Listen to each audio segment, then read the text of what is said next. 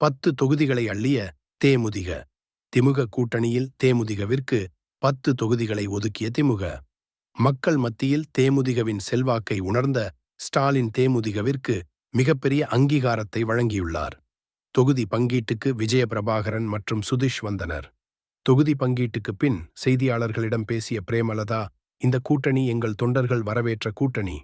எந்த தொகுதிகளையும் எங்கள் கட்சியைச் சேர்ந்தவர்கள் ஏற்றுக்கொள்வார்கள். ஏற்கனவே வெற்றி பெற்று கட்சிக்கு விசுவாசமாக இருக்கும் அனைத்து தேமுதிக எம்எல்ஏக்களின் தொகுதிகளும் உத்தேச பட்டியலில் உள்ளன. விருதுநகர் தொகுதியும் உத்தேச பட்டியலில் உள்ளது. மொத்தம் 25 தொகுதிகளை உத்தேச பட்டியலாக கொடுத்துள்ளோம். குறிப்பாக குடியாத்தம், ஆம்பூர், விருதுநகர், விருகம்பாக்கம் உள்ளிட்ட சட்டமன்ற தொகுதிகள் உத்தேச பட்டியலில் உள்ளன. நாங்கள் கேட்டதில் விட்டுக் கொடுத்த பிறகுதான் இந்த 10 தொகுதியும் இறுதியானது. கூட்டணிக்காக நாங்களும் எங்கள் தொகுதிகளை விட்டுக் கொடுத்துள்ளோம்.